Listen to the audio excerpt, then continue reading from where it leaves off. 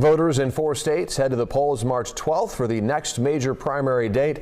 That's also the earliest date former President Trump can become his party's presumptive nominee. March 19th is the date for President Biden.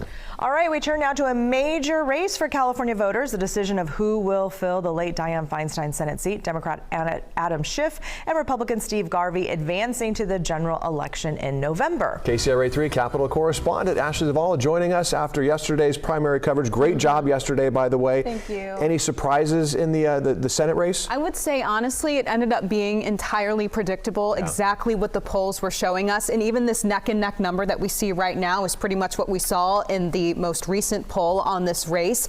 Steve Garvey and Adam Schiff. And Adam Schiff really did a lot of the legwork for Steve Garvey, as we know, lifting him up in ads, spending a lot of money to let conservatives know that Steve Garvey was not okay, which really propelled them to potentially move him on to the next round. But really now the challenge for Garvey is to come up with a few more specifics to really fundraise and potentially meet voters in the middle, because right now, statistically and by the numbers, Adam Schiff might just have a cakewalk based on the fact that Democrats nearly outregister Republicans nearly 2-1 in the state. And this go around, Schiff will not be taking out ads to pump up Garvey any longer. It'll be the opposite. We'll at this see. point. We'll see. Yeah.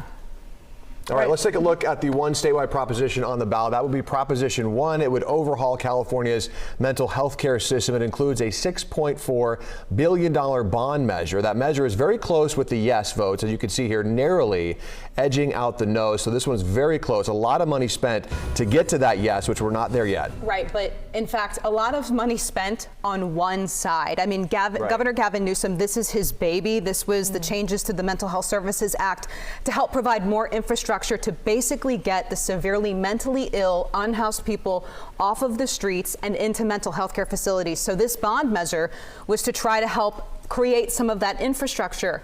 But what we're seeing is, I mean, the opponents to this measure raised about $1,000, but there was quiet opposition to this measure because of concerns about how this money would be potentially taking away from other services that the counties already provide. Also potentially a lack of trust with how the administration will actually carry this out, considering the state has already spent more than $20 billion on the homelessness situation. So really close to call. I can tell you that I've heard from sources that the governor had originally somewhat planned something today to help talk about Prop 1, to boost it to, you know, as it moves forward. But those plans were kind of in a stalemate because this is so close to call. Wow. All right, Ashley Zavala, thank you so much. Great job yesterday. Thanks.